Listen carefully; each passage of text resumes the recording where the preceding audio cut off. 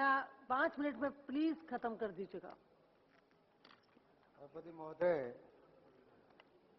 मैं एक पूर्व में खिलाड़ी रहा हूं, खेल प्रबंधक भी हूं, हिमाचल प्रदेश क्रिकेट संघ का अध्यक्ष, ओलंपिक संघ का महासचिव हूं।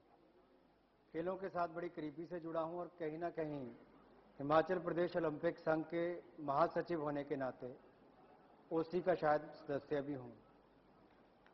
खेलों के साथ इतने करीबी रिश्ता होने के नाते मेरा यह मानना है, आज जहां हिंदुस्तान का हर नागरिक चाहता है कि खेलों का सफल आयोजन हो, एक खिलाड़ी होने के नाते, खेल प्रबंधक होने के नाते भी, और मेरी पार्टी का भी ये स्टैंड लगातार रहा है कि राष्ट्रमंडल खेलों का सफल आयोजन हो, क्योंकि इसका आयोजन देश की प्रतिष्ठा के साथ जुड़ा हुआ है और हम कामना करते हैं कि इसका सफल आयोजन इस देश में होगा। लेकिन आज खेल के नाम पर धांधलियों में भ्रष्टाचार, अपव्यय की जो जानकारियां रोज-रोज सामने आ रही है, क्या वो चिंता का विषय नहीं है? आयोजन समिति, दिल्ली सरकार, खेल मंत्रालय की भूमिका क्या गैर जिम्मेदाराना नहीं रही? क्या सन 2003 में इस देश को खेलों की जिम्मेदारी मिलती है और 2008 तक जो अप्रूवल्स है, जो सैंक्शन है, जो 5 वर्षों तक स्पोर्ट्स मिनिस्टर उस पर बैठे रहते हैं, किसकी सरकार 5 वर्षों तक थी? 2004 में यूपीए की सरकार आई, मंत्री जी ने कहा कि एनडीए के समय सैंक्शंस हुई थी। हमें खुशी है इस बात की कि अटल जी की सरकार ने इस देश के लिए गौरव की बात थी कि 110 करोड़ की आबादी वाले देश में बड़ी खेलों का आयोजन हो। लेकिन उस समय जो बात कही गई थी, पहले यह कहा गया कि शायद 800 करोड़ रुपए में खेलों का आयोजन हो जाएगा, लेकिन जब बिडिंग हुई तो शायद 1899 करोड़ रुपए का उसमें बजट रखा गया। मैं आपसे पूछना चाहता हूं, आज कई हजार करोड़ रुपए का बजट कैसे हुआ? क्या इसके लिए यूपीए की सरकार कोई जिम्मेदार नहीं है? क्या 5 वर्षों तक फाइलों पर अधिकारी और खेल मंत्रालय के लोग, ओसी के कमेटी के जो सदस्य हैं, वो 5 वर्षों तक निर्णय नहीं ले पाते और इस देश की जनता की कमाई को 1800 करोड़ से बढ़ाकर आज आप 20,000 करोड़ रुपए पर पहुंचा देते? केवल फिगर्स के ताल इधर उधर करने के।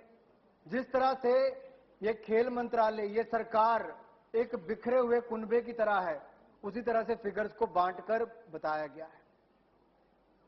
केवल कवर अप करने की कोशिश यहां पर नहीं करनी चाहिए। खेलों का आयोजन इसलिए किया गया था कि जो 110 करोड़ की आबादी वाले देश में केवल एक ओलंपिक मेडल आता है, एक जेन्युइन प्रयास किया जाए कि इस देश के जो खिलाड़ी हैं वो इस देश के लिए मेडल जीतकर ला सके। अगर 2006 में स्टेडियम्स बनकर तैयार होते तो हमारे एथलीट्स को यह सुविधा मिलती कि वहां पर प्रैक्टिस करते।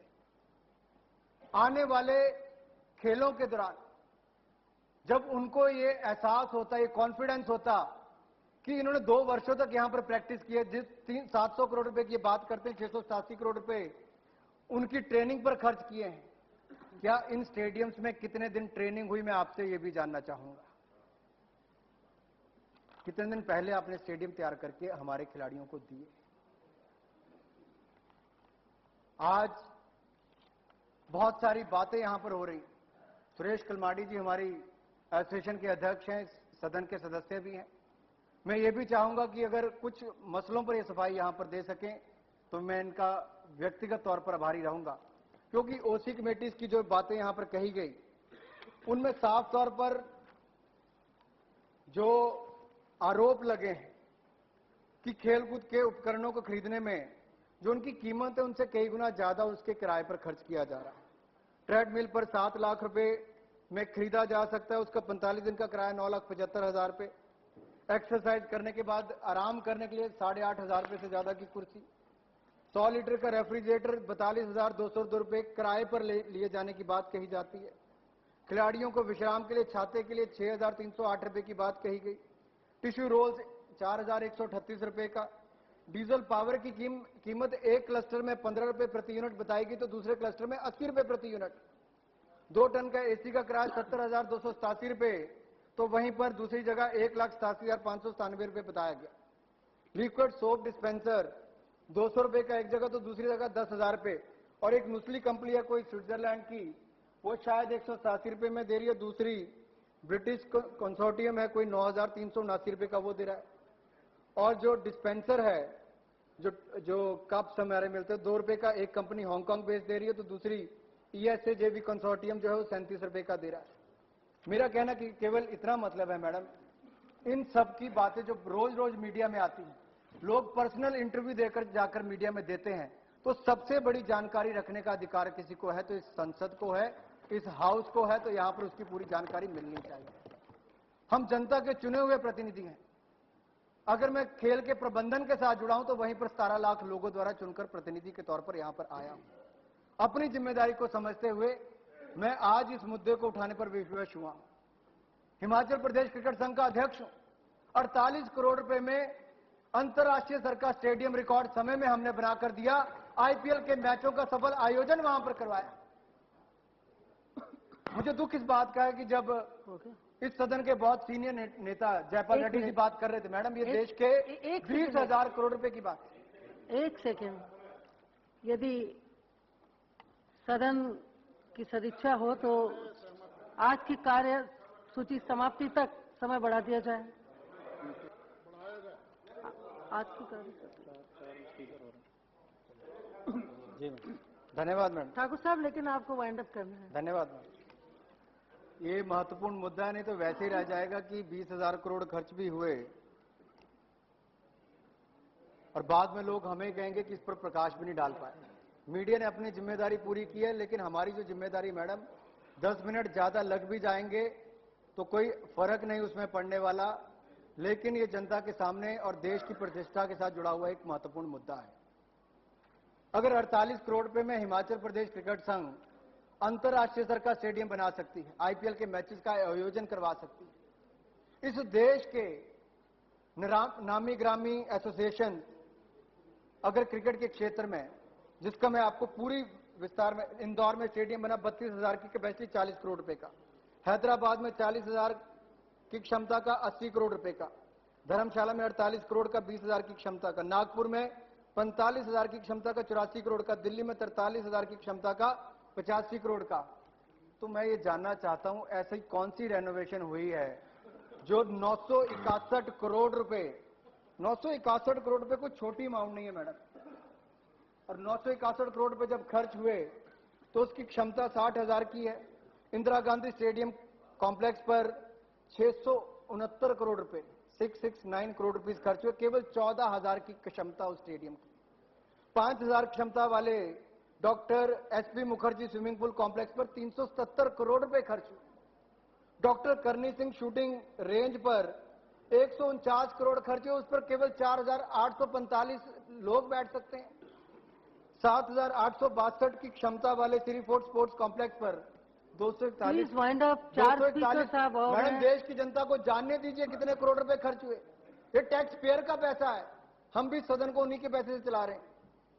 210 करोड़ रुपए यमुना स्पोर्ट्स कॉम्प्लेक्स पर खर्च हुए, जिस पर 5,797 लोग केवल बैठ सकते। मैं कुछ की सिर्फ जानकारी आपको दी, इसलिए देश जानना चाहता है ऐसा क्या उन स्टेडियम में बना जो 961 करोड़ रुपए वहां पर खर्च हुए। और कुल मिलाकर 1899 करोड़ रुपए अगर इस खेलों का बजट था तो केवल एक स्टेडियम पर 961 करोड़ रुपए कैसे खर्च हुए, मैं आपसे जानना चाहता हूं, आपके माध्यम से जानना चाहूंगा। अगर क्रिकेट संघ ये करके दिखा सकते हैं तो इतनी बड़ी सरकार क्यों नहीं करके दिखा सकती। अगर विजिलेंस कमीशन ने बात कही है और मेरे दोस्त मनीष जी ने अपनी बात में कहा कि ये तथ्यों से परे है, अगर प्रिलिमिनरी इंक्वायरी की बात कही गई और वेबसाइट पर यह लिखा है विजिलेंस एंगल इज सस्पेक्टेड, शायद मैं सदन में नया हूं, लीगल जानकारी नहीं है, तो मैं मंत्री जी से जानना चाहता हूं इसका मतलब क्या है। क्या अनियमितताएं जो बरती गई हैं, जो लगातार मीडिया में आए, वहां पर रिपोर्ट में आया, मैं लंबी रिपोर्ट नहीं पढ़ूंगा क्योंकि आप मुझे पढ़ने का समय अनुराग जी वाइंड अप कीजिए, आपका अपना समय हो चुका। इसलिए मैं इसलिए कह रहा हूं मैं पूरी रिपोर्ट नहीं पढ़ूंगा, लेकिन मंत्री जी को आप पूरा समय दीजिए ताकि अपने जवाब में पूरी वो तथ्य सामने रख सकें। आपने कहा कि देश के लोगों को, यहां पर सदन के लोगों ने कहा, मंत्री जी ने कहा इससे देश के लोगों को बहुत लाभ मिलेगा। मैं जानना चाहता हूं दिल्ली से हजारों लोग झुग्गी झोंपड़ी से निकालकर बाहर भेजे जा रहे हैं। लेकिन 100 करोड़ रुपया इस पर खर्च किया जा रहा है ताकि वहां पर क्या लगाया जाए, जाफरी, बैम्बू की जो छोटी छोटी पत्रियां बनाकर, ताकि उन क्षेत्र को ढका जा सके जो विदेशों से लोग आ रहे हैं, ताकि झुग्गी झोंपड़ियों को ना देख सके, मलबे के ढेर को ना देख सके। अगर वो 100 करोड़ रुपया झुग्गी झोंपड़ियों को नए घर बनाने पर खर्च किया जाता तो शायद उन लोगों को लाभ मिल सकता था। मंत्री, आज करोड़ों रुपए, 900 करोड़ से ज्यादा का खर्च केवल कनॉट प्लेस पर खर्च किया गया। किस पर? प्राइवेट बिल्डिंग्स पर। 600 करोड़ से ज्यादा का खर्च खान मार्केट पर किया गया। किसका पैसा है? टैक्स पेयर्स का पैसा है। प्राइवेट बिल्डिंग्स पर क्यों खर्च किया गया? उसका लाभ क्या मिलने वाला, मैं आपके माध्यम से मंत्री जी से पूछना चाहूंगा। आई एम सॉरी, 15 मिनट हो चुके हैं। अगर आप पुरानी दिल्ली में, मैं आज श्री सुबह संजय निरुपम जी, मैं आज सुबह 4:30 बजे ट्रेन से उतरकर वहां से आया हूं।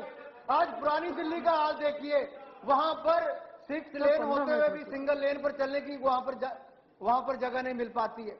ऐसे हालात वहां पर है। मैडम, अभी तो बहुत सारे सवाल है, अभी तो मैंने शुरुआत ही नहीं की, मेरे 20 से ज्यादा प्रश्न आपकी आपसे। पार्टी का समय भी तो देखा जाता है ना। मैम, पार्टी का समय, अगर बीच में टोका टोकी होगी, जो पहले कीर्ति जी बोले, किसी ने टोका हो चुका है, पार्टी का समय होगा उतना ही दिया जाए। बाकी सब लोगों ने कॉपरेट किया, आप भी अभी तो ये जो स्मैम में स्कैम है, अभी ये जो और स्मैम है, ये स्कैम से कम नहीं है। Sports management, sports marketing and management. एक मिनट, समय भी रह गया और भी सदस्य बोलना चाहते हैं, सारा देश और पार्लियामेंट भी सारा, तो इसका जवाब कल मंत्री। सर, अभी तक पार्टी को जो एलोकेटेड समय है, अभी हम उसी पर तो चर्चा करेंगे। कल भी समय रख दिया जा सकता है, कल भी चर्चा। 4 स्पीकर और है, खत्म कैसे होगा? कल मंत्री बल्कि कार्यसूची बहुत ज्यादा है, 4 स्पीकर और है। कल मंत्री जवाब दे सकते हैं, कल मंत्री इसका जवाब दे सकते हैं। मैम, मैं जब भी सदन में 8-8 घंटे बैठने के बाद बोलने के लिए उठता हूं, मुझे केवल 6 मिनट से ज्यादा का समय बोलने का। 15 मिनट हो गया। नहीं मैम, क्या ये महत्वपूर्ण मुद्दा नहीं है? अगर आप एक बार कहते महत्वपूर्ण मुद्दा नहीं, मैं अपने सारे कागज ऐसे रख के बैठ जाता हूं।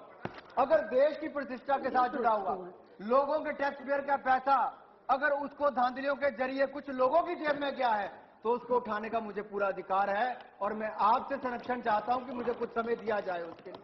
सर, मैं निवेदन करूंगी सर आपसे कि पार्टी के फिर पहले सदस्य को कहा जाए कि वो समय को कम बर्बाद करें। मैम, मुझे मंत्री जी से कौन से, निरुपम जी, मुझे मंत्री जी से किन विषयों पर जानकारी चाहिए? केवल एएम फिल्म्स की मैं बात कर रहा हूँ। एएम फिल्म्स के साथ किए गए करार, मैम, एएम फिल्म के साथ किए गए सदन का डिसिप्लिन मेंटेन रखें प्लीज। और मैं इसलिए कह रहा हूँ, एएम फिल्म के साथ किए गए करार और उसके सदन का डिसिप्लिन मेंटेन रखें। जो मांग की गई कि ज्वाइंट पार्लियामेंट्री प्रोब की जाए, और भारतीय उच्च आयोग ने अगर ईमेल के साथ छेड़छाड़ करने का आरोप ओसी के अधिकारियों के ऊपर लगाया गया, तो उसके तथ्य की जानकारी इस सदन को मिलनी चाहिए। स्मैम जो sports marketing and management company है, उसका लगभग 23% कमीशन देने की बात कही गई। एक पैसे की स्पॉन्सरशिप नहीं ला पाए। कुछ दिन पहले स्पॉन्सरशिप डील को कैंसिल कर दिया गया। मैं आपके माध्यम से जानना चाहता हूं, अगर मैं सिर्फ 2 मिनट से ज्यादा नहीं लूंगा, अगर 23% कमीशन उनको देने की बात कही गई थी, क्या एक भी पैसा वो इकट्ठा करके ला सके? SC/ST के फंड्स, कांग्रेस पार्टी ने कई वर्षों तक SC/ST के नाम पर कई चुनाव लड़े। आज 700 करोड़ रुपए से ज्यादा का फंड्स डाइवर्शन की बात कही गई है, उसकी जानकारी मैं मंत्री जी के माध्यम से जानना चाहूंगा। स्टेडियम की कीमत वास्तविकता से कई गुना ज्यादा खर्च की गई। अब बैठ जाए उसकी जानकारी मैडम, अनुराग जी, कॉपरेट मैं कीजिए, केवल अपने पॉइंट रख रहा आप हूं, मैं सहयोग विस्तार में कीजिए, बात नहीं कर रहा। सहयोग कीजिए चेयर को प्लीज। और अगर जो इन्होंने किराए पर मशीनें ली, टॉयलेट पेपर्स लिए, उसकी मैंने पहले बात कही, उसकी जानकारी मंत्री जी दें। निरुपम जी, 300 मैडम क्या बोले? मैडम, आज आप भी पैसे, मैम, आज भी पैसे कैसे बच सकते हैं? नहीं होगा मैम, सभापति, नो नोटिफिकेशन।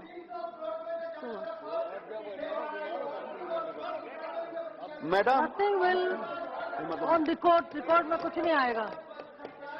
निरुपम जी,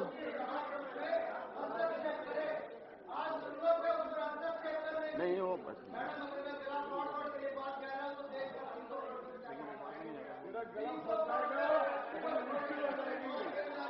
पापा ने